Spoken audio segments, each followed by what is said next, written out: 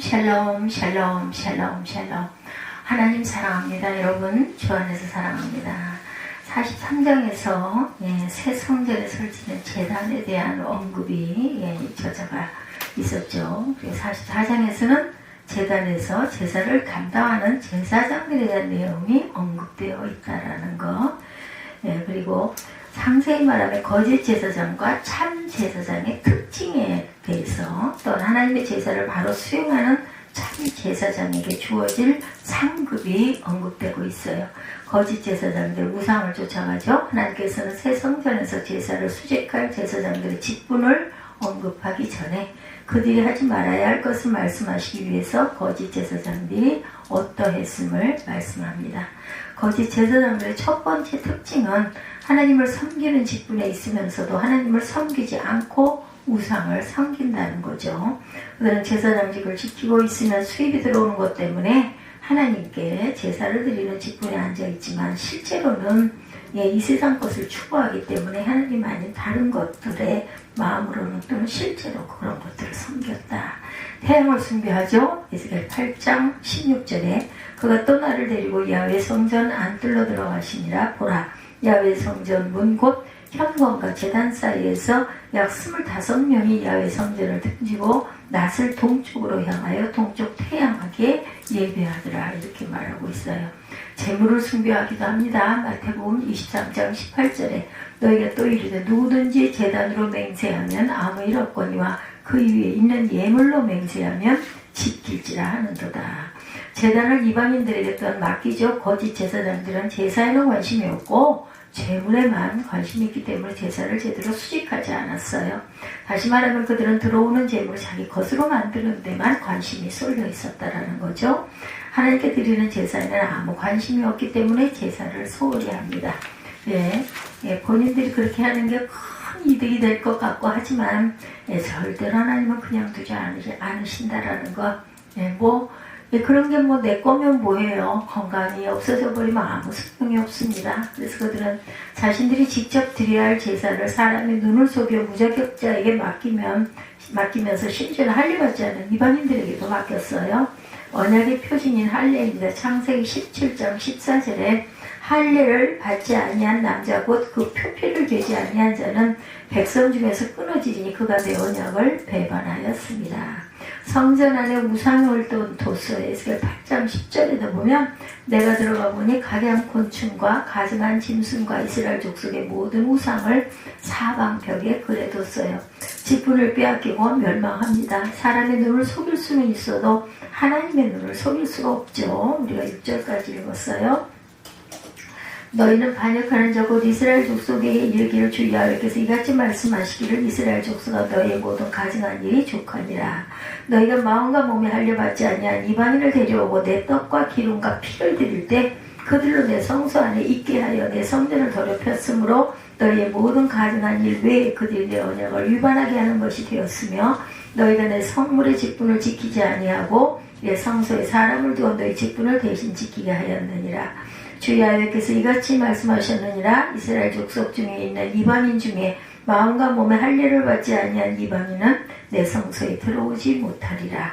이스라엘 족속이 그릇 행하여 나를 떠날 때 레위 사람도 그릇 행하여 그 우상을 따라 나를 멀리 떠났으니 그 죄악을 담당하리라. 그러나 그들이 내 성소에서 수종들어 성전문을 낫을 것이며 성전에서 수종들어 백성의 번제의 생물과 다른 이 생물을 잡아 백성 앞에 서서 수종들게 되리라. 그들이 전에 백성을 위하여 그 우상 앞에서 수종들어 이스라엘 족속이 죄악에 걸려 넘어지게 하였으므로 내가 내 손을 들어 쳐서 그들이 죄악을 담당하였느니라. 주 여호와의 말씀이니라. 그들이 내게 가까이 나와 제사장의 직분을 행하지 못하며 또 내 성물 곧 지성물에 가까이 오지 못하리니 그들이 자기의 수치와 그 행한 바 가증한 일을 담당하리라. 14절입니다. 그러나 내가 그들을 세워 성전을 지키게 하고 성전의 모든 수종드는 일과 그 가운데서 행하는 모든 일을 맡길 것이다. 15절에요. 이스라엘 족속이 그릇 행하여 나를 떠날 때 사독의 자손 레위 사람 제사장들은 내 성소의 직분을 지켰은즉 그들은 내게 가까이 나와 수종을 들되 내 앞에 서서 기름과 피를 내게 드릴지니라. 주야의 말씀이니라. 그들이 내 성소에 들어오며 또 내 상을 가까이 나와 내게 수종들어 내가 맡긴 직분을 지키되 그들이 안뜰문에 들어올 때나 안뜰문과 성전 안에서 수종들 때는 양털 옷을 입지 말고 가는 배 옷을 입을 것이니 가는 배 관을 머리에 쓰며 가는 배 바지를 입고 땀이 나게 하는 것을 허리를 도미지 말 것이며 그들이 바깥들 백성에게로 나아갈 때는 수종드는 옷을 벗어 거룩한 방에 두고 다른 옷을 입을지니 이는 그 옷으로 백성을 거룩하게 할까 하니라. 그들은 또 머리털을 밀지도 말며 머리털을 길게 자라기도 말고 머리털을 깎기만 할 것이며 아무 제사장이든지 안뜰에 들어갈 때는 포도주를 마시지 말 것이며 과부나 이혼한 여인에게 장가들지 말고 오직 이스라엘 족속의 처녀나 혹시 제사장의 과부에게 장가들 것이며 내 백성에게 거룩한 것과 속된 것의 구별을 가르치며 부정한 것과 정한 것을 분별하게 할 것이며 송사하는 일을 재판하되 내 규례대로 재판할 것이며 내 모든 정한 절기에는 내 법도와 율례를 지킬 것이며 또 내 안식일을 거룩하게 하며 시체를 가까이여 스스로 더럽하지 못할 것이오되 부모나 자녀나 형제나 시집까지 아니한 자매를 위하여는 더럽힐 수 있으며 이런 자는 스스로 정결하게 하며 7일을 더 지낼 것이요 성소에서 수종들기 위해 안들과 성소에 들어갈 때는 속죄제를 드릴지니라. 주 야훼의 말씀이니라. 그들에게는 기업이 있으리니 내가 곧 그 기업이라. 너희는 이스라엘 가운데서 그들의 산업을 주지 말라. 내가 그 산업이 됨이라. 그들은 소제와 속죄제와 속건제의 제물을 먹을지니 이스라엘 중에서 구별하여 드리는 물건을 다 그들에게 돌리며 각종 처음 익은 열매 모든 예물 증거 각종 거제 제물을 다 제사장에게 돌리고 너희가 또 첫 밀가루를 제사장에게 주어 그들에게 내 집에 복이 내리도록 하게 하라. 새나 가축이 저절로 죽은 것이나 찢겨서 죽은 것은 다 제사장이 먹지 말 것이니라. 여기까지 31절까지 내용이었어요. 제단을 이방인에게 맡겨요. 거짓 제사장들은 제사에는 관심이 없고 제물에게만 관심이 있었기 때문에 제사를 제대로 드리지 않았죠. 다시 말하면 그들에게 들어오는 제물을 자기 것으로 만드는 데만 급급했다. 언약의 그 표징 할례에 대해서도 말하고 있어요. 할례를 받지 않는 남자고 표피를 매지 않는 자기 백성 중에서 끊어질 것이다. 그가 내 언약을 배반하였다 말하고 있습니다. 직접 드려야 할 제사를 사람의 눈을 속여서 무자격자에게 맡겨서 심지어는 할례 받지 않는 이방인에게도 맡겼다라는 거예요. 성전 안에 우상이라고 에스겔 8장 10절에 내가 들어가 보니 각양 곤충과 가증한 짐승과 이스라엘 족속의 모든 우상을 사방벽에 그죠? 예배드려야 될 아주 거룩한 성전 벽에 이렇게 그렸습니다. 직분을 빼앗기고 멸망당합니다. 사람의 눈을 속일 수는 있어도 하나님의 눈은 속이지 못하죠. 거짓 제사장들은 사람을 속여 실상은 우상을 섬기면서도 하나님을 섬기는 자인 것처럼 하여서 제사장직에 앉으나 제사를 더럽히는 그들의 죄악이 하나님 앞에 드러나 하나님에 의해서 심판을 받습니다. 그들은 하나님의 전에 심장부에서 죄악을 저질렀기 때문에 가혹한 심판을 받아요. 그들은 자기 자리를 빼앗길 뿐만 아니라 지옥의 가장 깊은 곳에 떨어지게 돼요. 홈리와 비누아스의 죽음이죠. 3일상 4장 11절에 하나님의 귀환은 빼앗겼고 엘리의 두 아들 홈리와 비누아스는 죽임을 당합니다. 성전 기물을 또한 빼앗깁니다. 열왕기하 25장 15절에 12대장이 또 불 옮기는 그릇과 주발을 곧 금으로 만든 것이나 은으로 만든 것이나 모두 가져갔습니다. 참 제사장 제단을 끝까지 지키죠. 거짓 제사장과는 달리 참 제사장은 어려운 상황에도 끝까지 하나님의 제단을 지킵니다. 한 예로 솔로몬 당시에 사독과 아비아달이라는 제사장이 있었어요. 그중 아비아달은 전쟁에 휩싸여 제사를 멈추었으나 사독은 솔로몬 편에 서서 끝까지 제사를 수직합니다. 그리하여 사독은 하나님의 인정을 받아서 대제사장이 되죠. 이처럼 참 제사장은 제단을 끝까지 지키는 자라야 한다. 그래야 하나님께서는 그를 기뻐하시죠.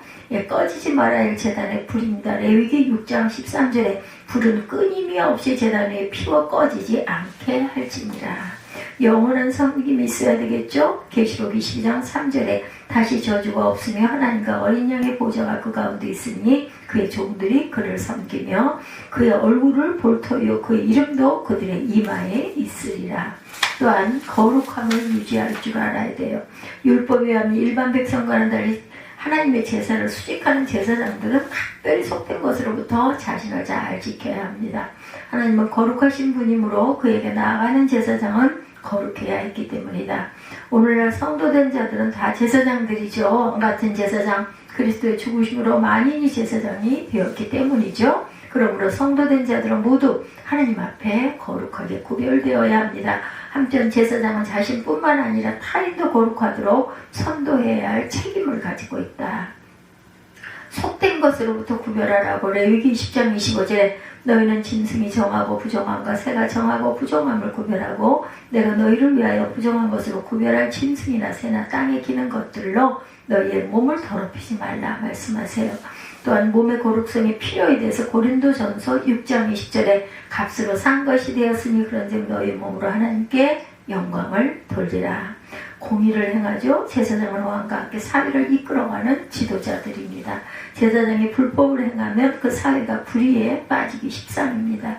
이런 이유에서 제사장은 사회의 건전함을 위해 백성들 앞에서 공의를 행하며 백성들에게 의를 행하도록 가르치고 왕에게 공평과 정의로 다스릴 것을 권면할 필요가 있다. 그리고 오늘날에도 이것은 동일한 효력을 가집니다. 교회 지도자는 공의를 행함으로 사회의 공평과 정의를 심고 나가야 합니다. 정의에 하수하고 아모스 5장 24절에 오직 정의를 물같이 공의를 마르지 않는 강같이 흐르게 할지니라. 사무엘의 공의의 행위가 사무엘상 8장 3절에 그의 아들들이 자기 아버지의 행위를 따르지 아니하고 이익을 따라 뇌물을 받고 판결을 굽게 하였다 이렇게 말하고 있어요. 참 그러고 보면 아버지가 그렇게 온전하게 하나님의 공의를 행했는데도 아들은 또한 이러하기도 해요. 참 제사장들에게 주어질 상급에 대해서 하나님 자신이라고 말씀합니다. 하나님은 창조주이시고 전능자이시죠. 따라서 하나님은 우주의 모든 것이며 우주보다 더 크신 분이시죠. 이 하나님을 완전히 자기 것으로 할 수 있는 피조물이 있다면 그는 영생할 수 있고 우주의 지배자가 될 수도 있을 것이다. 하나님께서는 직무를 바로 수행하는 제사장에게 나를 상급으로 주겠다 이렇게 말씀하세요. 아론의 기업이 민수기 18장 20절에 야훼께서도 아론에게 이르시되 너는 이스라엘 자손의 땅에 기업도 없겠고 그들 중에 아무 분깃도 없을 것이나 내가 이스라엘 자손 중에 내 분깃이고 내 기업이니라 말씀하시죠. 레위지파의 기업이 돼서 여호수아 13장 33절에 오직 레위지파에게는 모세가 기업을 주지 아니하였으니 이는 그들에게 말씀하신 것과 같이 이스라엘의 하나님 야훼께서 그들의 기업이 되십니다. 재물과 영광에 대해 참 제사장은 하나님을 기업으로 받음으로 육신과 영혼이 다 축복을 받아요. 그는 물질적 축복과 아울러 영적인 축복을 받습니다. 물질적 축복은 글자 그대로 재물의 축복을 받는 것이고 영적 축복이란 하나님의 영광에 동참하는 것이다. 영혼의 충만과 아울러 영혼의 찬미를 백성들로부터 받는 상급에 이르는 것이라는 것, 영광의 찬미. 실로 하나님께서는 충성하는 자에게 물적, 영적 필요를 아낌없이 채워주세요. 레위 사람들이 받는 물질에 대해서 느헤미야 10장 37절에 처음 익은 미레가루와 거제물과 각종 과목의 열매와 새 포도주와 기름을 제사장들에게 가져다가 우리 하나님의 전에 여레방에 두고 또 우리 3분의 11조를 레위 사람들에게 주리라 하였나니 이 레위 사람들은 우리의 모든 성읍에서 3분의 11조를 받는 자임이며 이렇게 증거합니다. 복의 통로가 되기도 하죠. 본문에 하나님께서는 제사장들에게 예물을 주므로 복을 받으라고 말씀하세요. 이것이 뒤집어 이해하면 제사장은 하나님의 축복을 이어주는 매체가 된다는 것이죠. 실제 제사장은 하나님의 종이기 때문에 그를 대접하는 것은 하나님을 대접하는 것이고 또한 따라서 그를 대접하는 자는 하나님의 복을 받는다는 거예요. 사람에게 하는 것이 아니라 하나님께 순종하는 의미로 섬기는 거죠. 공경하는 넘쳐난다. 잠언 3장 9절에서 10절입니다. 내 재물과 내 소산물의 처음 익은 열매로 야훼를 공경하라. 그리하면 내 창고가 가득히 차고 내 포도주 틀에 새 포도즙이 넘치리라. 받침으로 얻어요. 말라기 3장 10절이죠. 유명한 말씀 만군의 야훼가 이르노라. 너의 온전한 11조를 창고에 들여 나의 집에 양식이 있게 하고 그것으로 나를 시험하여 내가 하늘 문을 열고 너에게 복을 쌓을 것이 없도록 붙지 아니하나 보라. 아멘. 그래서 제사장은 일반 백성들보다 각고의 노력을 합니다. 자기 자신뿐만 아니라 모든 백성이 무상에 썼다는 하나님만을 섬기도록 노력해야 되고 모든 이들이 거룩함을 유지하도록 노력하죠. 또 의에 살도록 애씁니다. 이 일을 완수할 때 크나큰 상급이 주어져요. 그러므로 종교 지도자들은 하나님을 섬기는 일과 하나님 나라 건설을 위해 더욱 노력해야 할 것이다. 네, 우리가 레위인이죠. 우리 자신들이 모두 다 레위인이에요. 43장 말씀에서 하나님의 영광이 새 성전에 가득했고 번제단을 정결케 하고 봉헌한 것에 대해서 우리가 살펴봤어요. 이제 44장 번제단 봉헌을 마쳤기 때문에 이스라엘 백성은 하나님께 제사를 드릴 수 있게 되었죠. 그러자 이제는 성전에서 수종드는 자에 대한 규례, 그곳에 들어갈 수 있는 사람의 자격에 대한 규정이 필요했어요. 그래서 오늘 본문 말씀이 되는 44장과 45장의 새 성전에서 봉사할 자들의 자격에 대해서 또 그들이 유념해야 할 각종 규례 그리고 성전 재물에 관한 규례에 대해서 보다 구체적으로 증거하고 있습니다. 1, 2절 말씀에 보면 하나님의 영광이 들어오셨던 성전의 동쪽문을 영원히 폐쇄하라고 명령하고 계세요.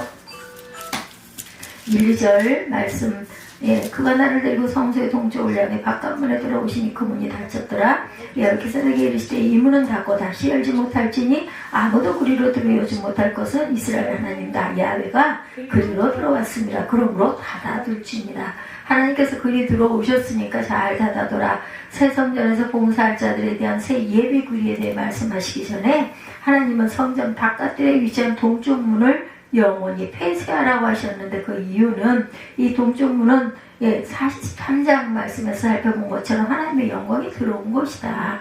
이 동쪽 문이 따라서 하나님은 하나님의 영광이 들어온 이 문을 영원히 닫아두라고 인간들의 출입을 금함과 동시에 인간의 출입으로 인한 오용과 부패를 방지하기 위함이다. 또한 하나님께서 하나님의 영광이 들어온 문을 영원히 닫으심으로 하나님께서 다시는 그 성전을 떠나지 않고 영원히 머물러 계시겠다라는 뜻을 함께 담고 있다. 동문을 닫게 하신 데 이어서 4절에서 9절까지는 성전에 출입할 수 있는 자들에 대해서 말씀해주고 있는데 여기서는 이방인에 대한 추방 명령이 주어지고 있어요. 9절 말씀을 보면 9절 봅니다. 주 여호와께서 같이 말씀하셨느니라. 이스라엘 족속 중에 있는 이방인 중에 마음과 몸의 할례를 받지 아니한 이방인은 내 성소에 들어오지 못하리라. 이스라엘 족속이 그릇 행하여 나를 떠날 때 레위 사람도 그릇 행하여 우상을 따라 나를 멀리 떠났으니 그 죄악을 담당하리라. 이렇게 말씀하고 있어요. 성전에 출입할 수 있는 권리를 가진 사람은 언약 공동체의 일원들만이고 할례받지 못한 이방인이 함부로 성전을 출입하게 되면 하나님의 언약이 파기되는 것과 같고 하나님의 영광과 거룩을 훼손할 수 있기 때문에 이와 같은 명령을 하시죠. 이렇게 성전에 들어갈 수 있는 사람과 들어갈 수 없는 사람의 조건을 보면 할례가 기준이 되고 있는 것을 볼 수 있어요. 하나님은 할례를 언약 백성이 되는 조건으로 명령하셨고 그래서 할례는 하나님의 선민의 자녀가 할 기본적인 어떻게 의무일 수도 있는 거죠. 하지만 하나님께서 원하시는 것이 육체의 할례를 표시하는 것만이 아니라는 것. 하나님이 원하시는 할례는 육체적이고 형식적인 할례가 아니고 오히려 마음의 할례, 영적 할례를 강조하십니다. 육체적으로 할례를 받았다 하더라도 영적으로 하나님의 백성답지 못한 사람으로 살아간다면 이 사람은 하나님의 성전에 들어갈 수 있는 사람이 되지 못한다. 반대로 육체적으로 할례받지 못한 사람이라 하더라도 심령으로 자신의 모든 죄를 회개하고 죄에서 떠나 하나님 앞에 바로 서서 오직 하나님만 섬기는 마음의 할례를 받은 사람이라면 하나님 바로 이런 사람을 원하시고 이런 사람이 진정으로 성전에 들어갈 수 있는 자격을 갖춘 사람이다. 하나님 육체적인 할례가 아닌 마음의 할례 받는 자를 진정으로 하나님의 자녀로 여기시고 그런 사람의 봉사와 헌신을 기뻐하신다는 것을 우리는 마음에 새겨야 합니다. 10절에서 27절까지의 말씀에서는 레위인과 사독계열 제사장들이 행해야 할 책임과 행동 지침에 대한 내용이 나오죠. 우리가 한번 쭉 읽어봤어요. 앞에서는 성전 출입이 허락되지 않은 이방인들을 추방해서 하나님의 성전이 성결하게 유지되어야 한다는 것을 말씀하셨고 여기서는 성전 봉사자들로 세움을 입은 레위인들이 하나님 앞에서 지켜가야 할 여러 가지 의무와 사독계열 레위인들의 제사장 직무에 관련된 규례에 대해서 말씀하고 있습니다. 레위인들은 출애굽 과정에서 이스라엘의 장자들을 대신해서 하나님께 드려진 사람들이죠. 그들은 그렇게 하나님께 택함받은 후에 성막과 성전에서 제사장의 업무를 돕는 막중한 사명을 맡아서 일을 했어요. 그렇지만 10절 말씀과 같이 이스라엘 족속들이 그릇 행하여 하나님을 떠났을 때 레위인들도 우상을 숭배하며 함께 범죄하고 말았죠. 이런 사람들의 이야기가 사사기에도 기록되어 있어요. 더욱이 레위인들은 이스라엘이 남쪽 왕조로 갈라질 때 북이스라엘 왕 여로보암과 결탁해서 하나님이 세우신 정통 왕조가 되는 남유대에 대적하는 아주 잘못을 범합니다. 또 바벨론 포로기 직전까지는 이스라엘 백성들이 우상숭배에 빠지는 일을 적극적으로 조장하는 악행을 저지르고 말았어요. 바로 이러한 죄로 인해서 레위인들은 거룩한 하나님의 성전에서 일하지 못하게 직분을 잃어버리게 됩니다. 그 죄악을 담당하게 된 것이죠. 그럼에도 불구하고 하나님은 한번 성별하신 레위인을 잊지 아니하시는 분이다. 11절 말씀에 보면 그러나 그들이 내 성소에서 수종들어 성전문을 맡을 것이며 성전에서 수종들어 백성의 번제의 생물과 다른 이생물을 잡아 백성 앞에 서서 수종들게 되리라 이렇게 말씀을 하고 있어요. 하나님은 레위인들을 다시 한번 회복시키셔서 성전문을 단속하고 희생제물을 잡는 일, 제사 드리는 백성을 돕는 일들을 수행하게 하시죠. 그러면서 하나님은 하나님께 가까이 나와 봉사할 사람들을 친히 선별하십니다. 15절에 보면 이스라엘 족속이 그릇 행하여 나를 떠날 때 사독의 자손 레위 사람 제사장들은 내 성소의 직분을 지켰은즉 그들은 내게 가까이 나와 수종을 들 때 내 앞에 서서 기름과 피를 내게 드릴지니라 주 야훼의 말씀이니라. 어땠다고요? 사독의 자손 레위 사람들이 끝까지 지켰으니 나를 수종 들어라 말씀하죠. 매든 모든 백성들이 범죄에 빠졌을 때 어려운 가운데서도 사독의 자손 레위 제사장들은 직분을 지켰다. 그래서 제사장으로서의 성결함을 잃지 않았던 사독 자손 레위 자손들만이 거룩한 제사장의 직무를 수행하도록 허락을 하십니다. 그렇다고 해서 사독의 후손 출신이면 아무나 하나님이 가까이 나아가 봉사할 수 있는 그런 것이 아니라 그들이 유의할 점들이 있습니다. 그 규례들이 17절에서 27절까지의 내용이다. 택함을 받았다 하더라도 하나님 앞에 쓰임받기 위해서 스스로 하나님 앞에서 거룩과 정결함을 지켜야 하고 백성들에게 거룩한 것과 속된 것을 구별해서 가르쳐야 하는 책임이 그들에게 있었어요. 마지막 28절에서 31절 말씀에서는 제사장들의 기업에 대한 말씀이 나오죠. 여기에는 오직 하나님만을 위해 봉사해야 하는 거룩한 제사장들에게 주어질 독특한 기업에 대한 기록이 증거됩니다. 28절에 그들에겐 기업이 있으니 내가 곧 그 기업이라. 너희는 이스라엘 가운데서 그들에게 산업을 주지 말라. 내가 그 산업이 됨이라고 기록된 것처럼 하나님은 제사장들에게 경제활동의 필수적인 외적인 기업을 허락하시지 않았어요. 제사장들에게는 땅이 기업이 아니라 하나님 자신이 그들의 기업이라는 것을 분명히 말씀합니다. 하나님께서 이렇게 하신 것은 하나님의 일꾼으로 성별된 제사장이 오직 하나님만을 의지하면서 헌신하고 봉사하도록 하기 위함이다. 이것은 하나님께서 제사장들의 생계를 방치하셨다는 의미가 아니라 그들에게는 세상적인 기업이 없는 대신 하나님께서 그들의 생계와 생존을 온전히 책임져 주시겠다. 오직 아름답고 귀한 약속을 이렇게 해주고 계심을 우리가 보게 되죠. 오늘 본문 말씀에서 44장 말씀을 통해 우리가 분명히 기억해야 할 것은 우리와 상관없는 레위인들에 대해서 말씀하고 있는 것이 아니라는 거죠. 바로 우리들이 레위인으로 하나님께 부름을 받았다라는 것 내용이에요. 우리는 주의 전이나 하나님 나라를 위해서 일하도록 부름받은 레위인들이다. 성전에 들어갈 수 있는 할례 받지 못한 이방인들이 아니라 마음의 할례, 영적인 할례를 받은 레위인임을 우리가 기억해야 되겠고 자긍심을 갖고 살아야 합니다. 레위인으로 부름받았음에도 불구하고 때로는 세상 속에서 세상 사람들과 구별되지 못하고 세상 사람들과 똑같이 세상과 짝하고 살면서 하나님 곁을 떠나게 될 때도 있다라는 것. 그렇지만 하나님은 어떤 분이신가? 한번 택하신 자들을 끝까지 포기하지 않으시고 다시 찾아와서 회복시켜 주세요. 다시 하나님 앞에 나와 섬길 수 있도록 우리를 회복시켜 주십니다. 또한 모든 레위인들이 세상 풍조를 쫓아 타락하는 가운데서도 사독의 자손 레위인들은 그들의 성결함을 지켜갔듯이 우리가 바로 이 시대의 사독의 자손 레위인들로 살아가야 할 것이라는 거죠. 그렇게 되기 위해서 우리 자신을 잘 지켜나가야 합니다. 사독의 자손 레위인들에게 머리털도 밀지 말아야 하고 포도주도 마시지 말아야 하고 아무에게나 장가들지 말라고 하면서 여러 규례들을 주셨던 것처럼 우리는 하나님의 말씀으로 교훈을 받고 우리 자신을 성결하게 지키고 세워나가야 할 것이다. 그렇게 나갈 때 바로 우리에게 귀하고 복된 약속을 베풀어 주시는데 그것은 바로 하나님께서 우리의 기업이 되어 주신다라는 거예요. 세상의 다른 어떤 것이 아니라 하나님이 친히 우리 기업이 되어주신다는 것은 얼마나 마음에 든든하고 감사한 일인지 모릅니다.